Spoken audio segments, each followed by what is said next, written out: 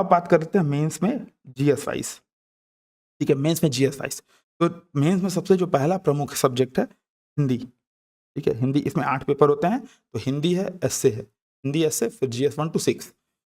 इसमें हिंदी में आपको क्या करना है, प्रीवियस ईयर क्वेश्चन, ठीक है, पत्र लेखन और व्याकरण। ठीक है, प्रीवियस ईयर क्वेश्चन, पत्र लेखन और व्याकरण, ये आपको मतलब अभी से देखते चलना है प्रीवियस ईयर क्वेश्चंस के माध्यम से। और पत्र लेखन पे, व्याकरण पे आप बोलेंगे तो मैं वीडियोस बनाऊंगा। पत्र लेखन पे वीडियो ऑलरेडी बन चुका है, तो उसको एक बार देखिएगा। हम लोगों ने क्या किया, जो केंद्रीय हिंदी निदेशालय होते हैं उनके मानक, और ध्यान रखिएगा ये मानक कभी किसी ने देखे भी नहीं। मैं देखा हूँ कई सारे प्रीवियस ईयर क्वेश्चंस में भी बहुत सारी त्रुटियां हैं, और जिन लोग को 10 में 10 नंबर मिल रहे हैं, मतलब अच्छे नंबर स्कोर आ रहे हैं, जैसे मेरे खुद 101 नंबर थे हिंदी में। ठीक है, हालांकि बहुत ज़्यादा नंबर नहीं थे, लेकिन 150 में भी 101 अच्छे नंबर माने जाएंगे।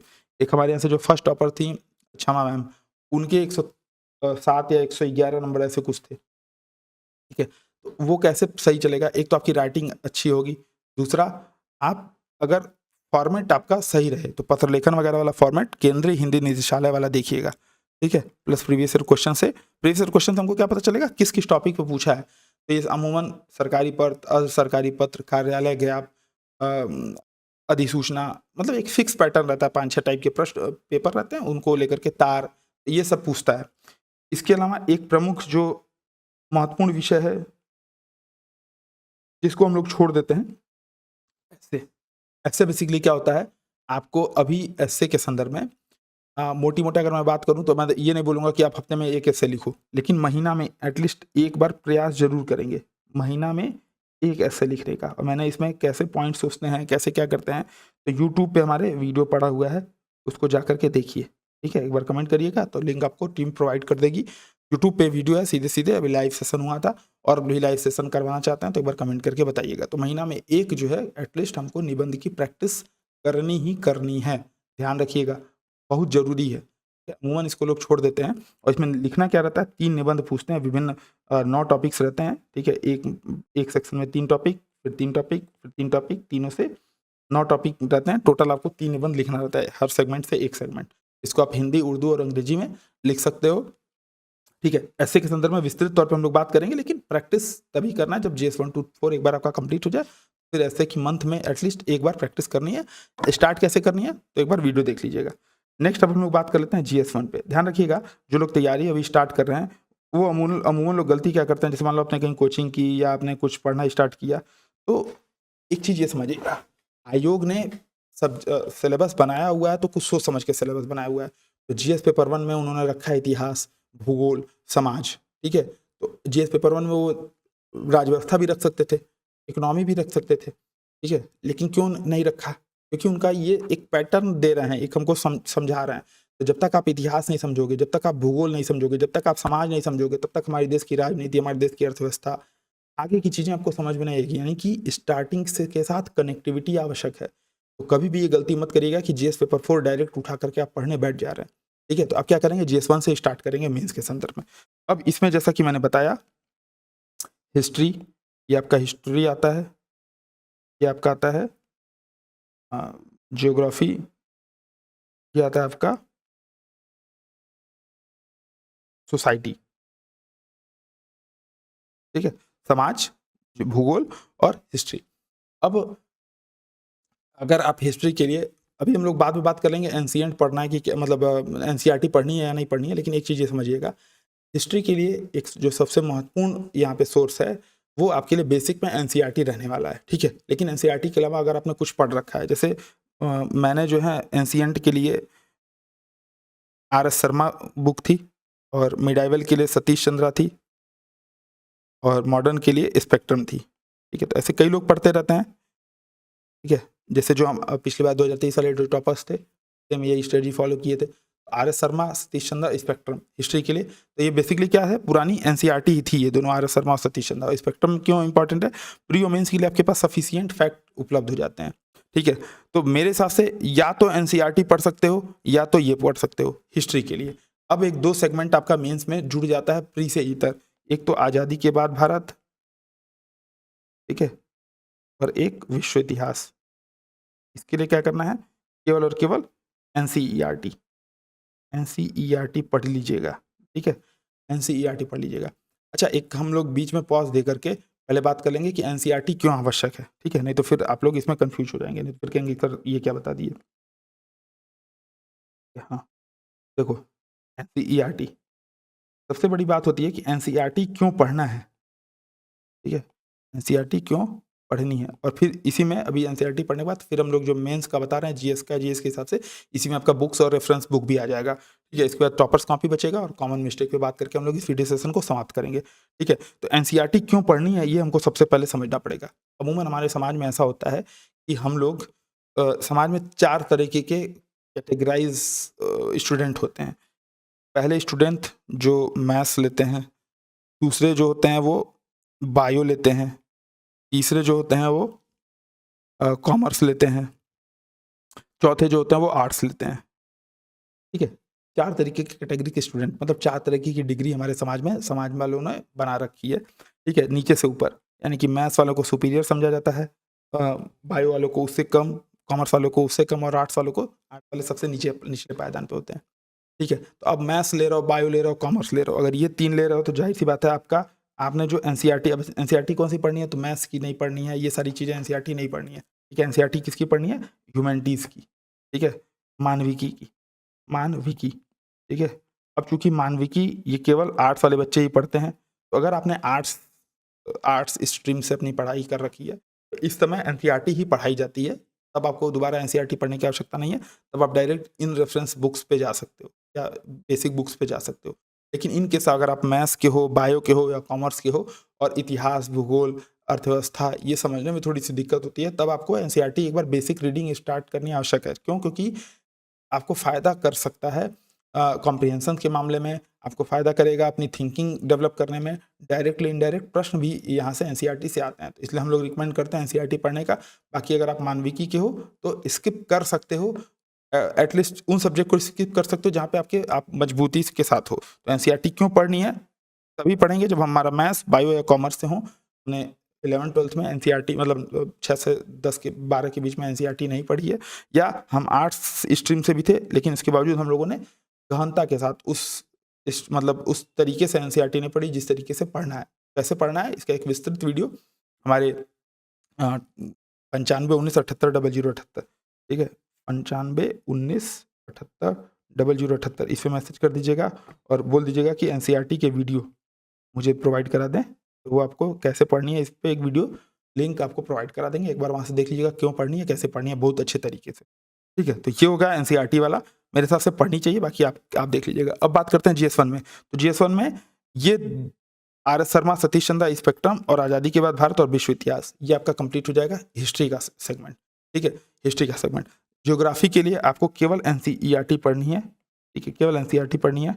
और जब आप ये पढ़ लीजिए, क्या बोलते हैं, जो बेसिक अगर एक बार आपने पढ़ लिया 6 से 12 तक की, तो केवल इसमें 11 और 12 में 2-2 बुक हैं, ठीक है, 2-2 बुक का लिस्ट जो है वो मैं आपको यहाँ पे नीचे प्रोवाइड करा दूंगा, ठीक है।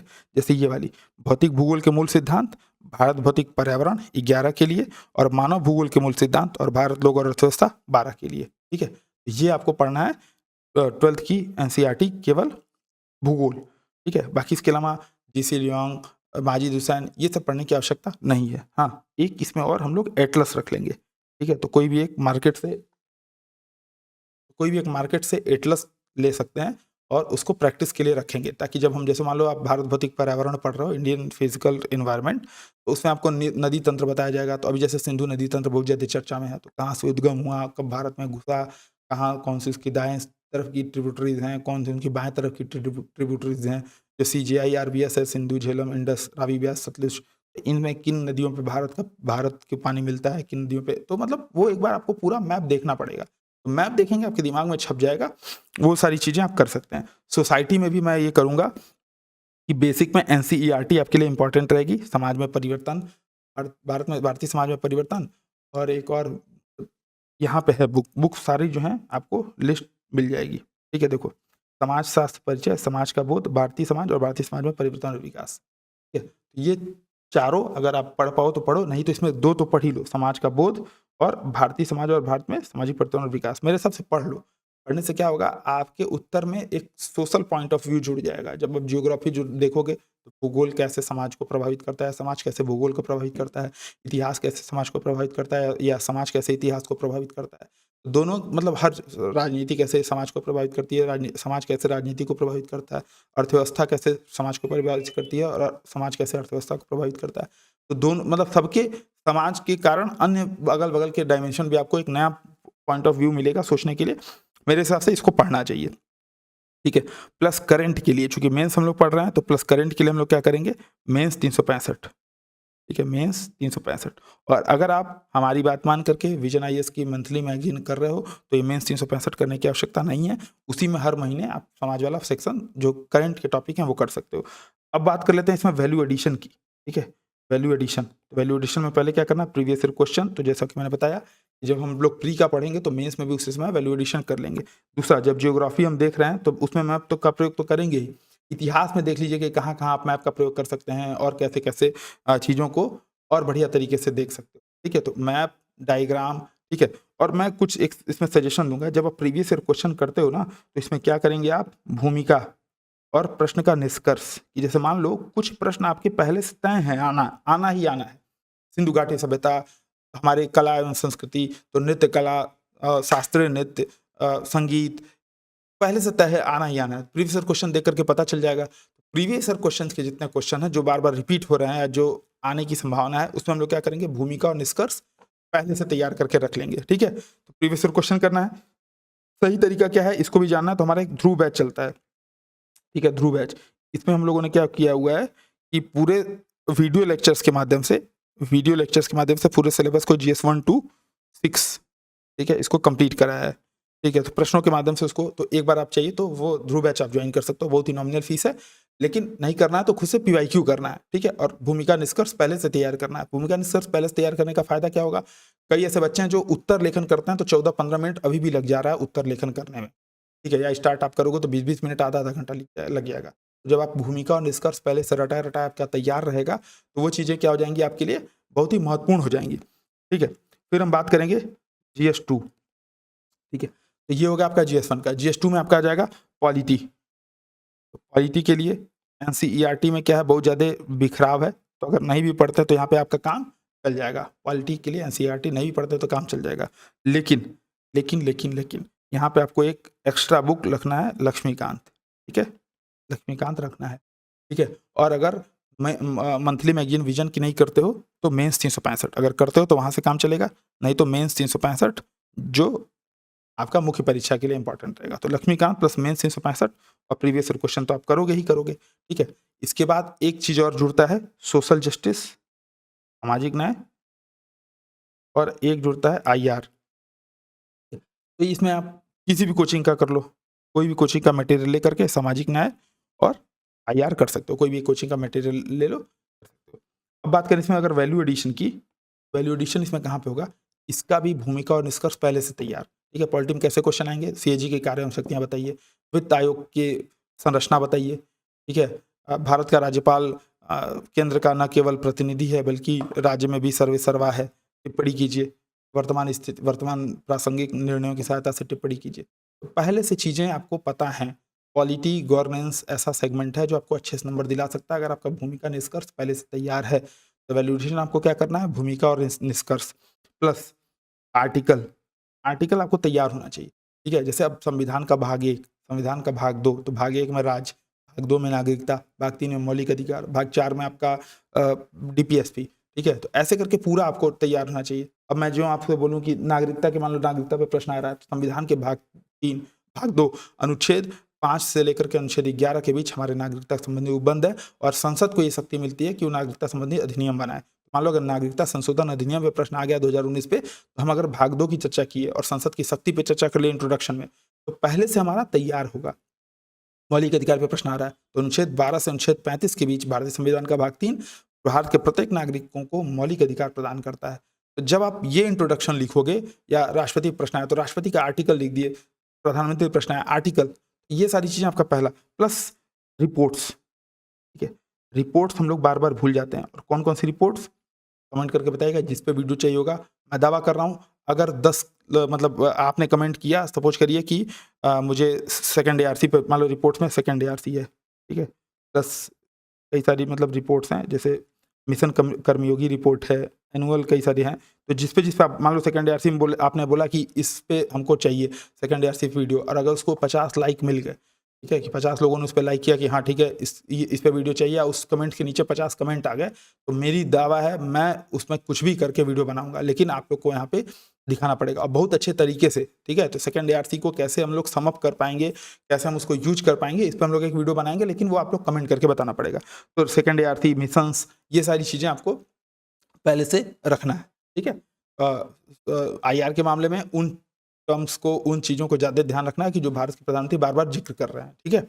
जैसे Bharat Russia relation, Bharat America relation, Bharat Pakistan relation, Bharat Bangladesh, Bharat China, अगल-बगल सब लोग ध्यान रखते हैं।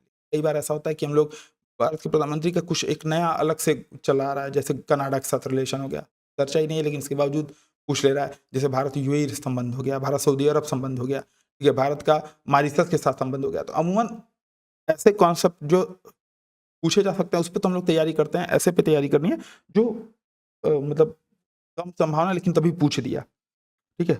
फिर आ जाता है जीएस 3। जीएस 3 में आपका 3 सेक्शन है, economy, science and tech, environment, ठीक है? इकोनॉमी, साइंस एंड नहीं 3 नहीं है, इकोनॉमी है, साइंस एंड टेक है, एनवायरनमेंट है, प्लस डिजास्टर मैनेजमेंट भी है और आपका इंटरनल सिक्योरिटी है, ठीक है? इन सब के लिए इकोनॉमी के लिए आपको एनसीईआरटी पढ़नी है, NCERT plus Kumar Amit sir के नोट्स, ठीक है? कुमार अमित सर के ये आपको नोट्स पढ़ने हैं, ठीक है? और जब करंट हम करेंगे तो इकोनॉमिक सर्वे और बजट ये सब हो जाएगा। Science and tech, environment, disaster management और इंटरनल सिक्योरिटी, किसी भी कोचिंग का मैप नोट्स ले लीजिए, ठीक है? नोट्स लेकर के काम चल जाएगा, ठीक है? इसमें वैल्यूएशन कहाँ पे होगा, ध्यान रखिएगा, सबसे कम नंबर मिलते हैं इसमें और सबसे ज़्यादा नंबर भी मिलते हैं। जैसे मुझे यूपीएससी में इसमें 87 नंबर मिले थे और यूपीपीसीएस में मुझे 38 नंबर मिले थे, पता नहीं क्या करके कॉपी चेक किए थे, 87 और 38 नंबर, और सबकी सेम। जैसे यूपीएससी का पेपर खत्म हुआ तो नेक्स्ट दिन मतलब एक दिन का गैप दे करके तुरंत मेंस था, एक दिन या 2 दिन के गैप के बाद तुरंत मेंस रहता है। अब सोचो 87 और 38, 250 में 87 और 200 में 38 नंबर, तो पता नहीं क्या सोच करके नंबर दिए थे वहाँ पे। तो नंबर वेरिएशन इसमें बहुत ज़्यादा है और ना केवल मेरे साथ बल्कि हमारे एक टॉपर्स हैं, मतलब बहुत हम लोगों ने ऐसे मार्कशीट देखे हैं, ठीक है? शिवांग सिंह, ठीक है? 127 नंबर, 120 प्लस नंबर मिले हैं उनको जिस साल उनका सिलेक्शन हुआ 2021 में।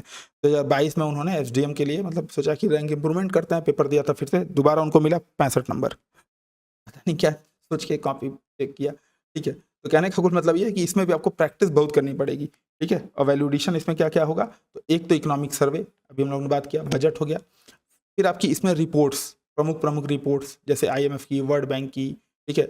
जैसे एनवायरनमेंट कर रहे हो तो आईयूसीएन की, डब्ल्यूडब्ल्यूएफ की, ठीक है? प्लस मैप और डायग्राम, आप कितना मैप बना रहे हो, कितना, जैसे मान लो इंटरनल सिक्योरिटी पे प्रश्न पूछ दे आपका ये क्या नाम है, नक्सली वाला, वर्तमान में जो चल रहा है, जो हमारा समाधान स्कीम्स के तहत हम लोग प्रयास कर रहे हैं, भारत सरकार का लक्ष्य है कि 2026 तक हम लोग इंटरनल सिक्योरिटी के मैटर को दूर करने का प्रयास करेंगे। तो मैप्स और डायग्राम के माध्यम से इसमें आपको वैल्यू एडिशन करना पड़ेगा, ठीक है? कैसे करना है, क्या करना है, तो इस पे हम लोगों ने वीडियो बना रखा है, ठीक है? एक काम ये करिएगा, ध्रुव चाहे ज्वाइन करिएगा नहीं, लेकिन कम से कम ये वाला वीडियोस देख लीजिएगा, डेमो वीडियोस, ठीक है? डेमो वीडियोस में आपको बहुत फायदा मिलेगा, ठीक है? जैसे मान लो गरीबी का दुष्चक्र है, ठीक है? तो गरीबी का दुष्चक्र, अगर आप गरीबी पे मान लो प्रश्न आया और आपने गरीबी का दुष्चक्र दिखा दिया, ठीक है? गरीबी जैसे कम आय, तो कम आय रहेगा तो कम स्वास्थ्य सुविधा, और कम स्वास्थ्य सुविधा रहेगा तो कम जो है क्या बोलते हैं, कम स्वास्थ्य रहेगा तो बच्चा जो है अधिगम इस मतलब स्कूलिंग, अच्छा ये दिख नहीं रहा, तो कम आय तो उसकी वजह से कम स्वास्थ्य, मतलब आय कम रहेगी तो स्वास्थ्य पे पैसा कम खर्च होगा, पढ़ाई पे पैसा खर्च कम होगा, ठीक है? स्किल कम आएगा तो फिर शादी होगी तो बच्चे ज़्यादा, फिर बच्चे ज़्यादा होंगे तो फिर बच्चों पे निवेश कम, तो फिर क्या बोलते हैं जो है बच्चों पे निवेश कम, और फिर जो है बच्चों पे इन्वेस्टमेंट कम होगा तो फिर से दोबारा वो कम आय की तरफ जाएंगे, फिर वो भी लेस स्किल्स वाले जॉब सीखेंगे। तो ये गरीबी का एक दुष्चक्र बना दिया, ठीक है? जैसे 7A 5A, जैसे मान लो इकोनॉमिक्स का प्रश्न आ रहा है तो man 5M 7M, man, machinery, money, ठीक है, तमाम चीज़ें हैं। तो उस पे हम लोग एक शॉर्टकट पे हम लोगों ने ध्रुव वगैरह में बढ़िया चर्चा की है। आप चाहिए तो ज्वाइन कर सकते हैं, नहीं तो कम से कम एटलीस्ट डेमो ज़रूर देखिएगा। अब बात करते हैं GS4 पे, ठीक है। GS4 में बेसिक में आपको बेसिक के लिए किसी भी कोचिंग का मटेरियल ले लीजिएगा, plus previous year questions. Previous year question आपके लिए बहुत ही इंपॉर्टेंट है। यहाँ पे कोचिंग का मटेरियल केवल एक बार पढ़ना है, ताकि मन बहलाने के लिए गालिब ख्याल अच्छा वाली फीलिंग आ जाए कि हाँ भाई हमारा एक बार पूरा हो चुका है। फिर हम लोग को इसमें बेसिकली अपना वैल्यू एडिशन ही आपके लिए इंपॉर्टेंट हो जाएगा नंबर बढ़ाने के लिए, ठीक है। ध्यान रखिएगा, मेरे एक बार 117 नंबर आए थे, एक बार 121 नंबर आए थे यूपीएससी में, ठीक है। तो ये आपका 121 नंबर अगर आपका यूपीएससी में आ रहा है 250 में, तो इसका मतलब कि आपका ठीक ठाक गया है, ठीक है। 131 नंबर अगर आपके निबंध में आ रहा है, तो इसका मतलब आपके अच्छे नंबर माने जाएंगे, ठीक है। तो 121 नंबर का मतलब कैसे, तो वैल्यू एडिशन के माध्यम से। तो हर चीज़ का उसका हमारा खुद का एग्जाम्पल होगा, ठीक है। तो कई सारे रिपोर्ट्स, कई सारी चीज़ें इसमें भी आप फॉलो कर सकते हो। सेकंड ARC हो गई, betterindia.com हो गया, वहाँ पे आप जा करके तमाम जो IAS अधिकारी हैं, खास करके यूपी के संदर्भ में, यूपी वाले की तैयारी करें तो यूपी के संदर्भ में कौन कौन से अधिकारियों ने अच्छा काम किया, तो उस पर आप कर सकते हैं। प्लस अगर आप न्यूज़ पढ़ते हो, जैसे न्यूज़ की क्लिपिंग मैं डालता हूँ, तो न्यूज़ में कई सारे केस स्टडी रहते हैं, हम लोग उसको बना कर डालते हैं। तो हमारे चैनल को फॉलो कर लीजिएगा, उसकी कटिंग हो सके तो एक जगह सेव्ड मैसेज में या कहीं कुछ ऐसा GS पेपर 4 ऐसे बना करके कुछ रख सकते हो, या कुछ उसकी अच्छी बातों को नोट कर सकते हो। तो ये चीज़ें आपकी हो जाएंगी। जैसे वैल्यूएशन कैसे करना, उदाहरण के माध्यम से, जैसे मान लो आपने प्री-IQ में देखा कि सत्यनिष्ठा पे प्रश्न आया कि सत्यनिष्ठा किसे कहते हैं, तब आप क्या बताएंगे, मनसा, वाचक, कर्मणा, तीनों में इंटीग्रेशन क्या हो जाएगा, इंटीग्रिटी, सत्यनिष्ठा, ठीक है। अब उदाहरण, तो एक अपना उदाहरण, एक अपने किसी फेमस पर्सनालिटी का उदाहरण, और एक किसी किताब का उदाहरण, ऐसे करके। अब फेमस पर्सनालिटी में सचिन को रख लो, मतलब जो भी जिनको भी रखना चाहो। सचिन मतलब जैसे कैसे कि उनके पिताजी ने उनको शराब का विज्ञापन करने से मना किया, क्योंकि वो शराब नहीं पीते थे, तो उन्होंने खुद भी शराब का विज्ञापन करने से मना कर दिया, क्योंकि वो शराब का सेवन नहीं करते थे। जबकि कई ऐसे नेता हैं, कई ऐसे अभिनेता हैं जो खुद नहीं खाते हैं गुटखा, लेकिन जुबां केसरी का, उफू का प्रचार कर रहे हैं, ठीक है। सिगरेट का नहीं करते हैं, लेकिन फिर भी कर रहे हैं, तो उससे लोग इंस्पायर होकर के ये काम कर रहे हैं। ये चीज़ें क्या है, सचिन के व्यक्तित्व में देखने को नहीं मिलती है, सचिन जी के व्यक्तित्व में, ठीक है। तो ये चीज़ें आप एग्जाम्पल्स के माध्यम से बता सकते हो। ये हो जाएगा आपका GS पेपर 4 का। अब बात करें GS5 और GS6। तो ध्यान रखिएगा, जब GS1, 2, 3 कर लेंगे, उसके बाद ही GS4 करेंगे, और जब GS4 कर लेंगे तब GS5 और 6 करेंगे। इसमें आप 2 काम कर सकते हैं। एक तो यूपीएससी हिंदी का मटेरियल है, उसको आप एक बार कंप्लीटली कर जाइए GS5, 6 के लिए, ठीक है। दूसरा, यूपी गवर्नमेंट की वेबसाइट, यूपी गवर्नमेंट की, तो हम लोगों ने क्या किया है, यूपीएससी हिंदी है, उस पर मटेरियल अच्छे से बना रखा है, यूपी गवर्नमेंट की वेबसाइट से कर सकते हैं। और फैक्ट जो है वो यूपी के, और कॉन्सेप्ट जो है वो आपका GS1 to 4 के, यही आपको करना है इसमें, ठीक है। जैसे इकोनॉमी, यूपी की इकोनॉमी, भारत की इकोनॉमी से यूपी की इकोनॉमी अलग तो होगी नहीं, कॉन्सेप्ट हमारा भारत की इकोनॉमी वाला ही रहेगा। फैक्ट हमारे यूपी के मिल जाएंगे, और यूपी के फैक्ट कैसे मिलेंगे, यूपी गवर्नमेंट की वेबसाइट से, ठीक है। जैसे मान लो पर्यटन नीति देखनी है, तो यूपी गवर्नमेंट में पर्यटन विभाग की वेबसाइट देख लिया, ठीक है। आर्थिक अर्थव्यवस्था की नीति देखनी है, तो वित्त विभाग की वेबसाइट देख ली, ठीक है। समाज कल्याण की नीति देखनी है, तो समाज कल्याण की वेबसाइट देख ली। तो website visit once a week 15 minute, ये आपके लिए इंपॉर्टेंट हो जाएगा। खुद से कर पाइए तो अच्छी बात है, नहीं तो यूपीएससी हिंदी का मटेरियल इसमें सबसे बेस्ट है। तो ये हो जाएगा आपका GS1 to 6 की पूरी तैयारी।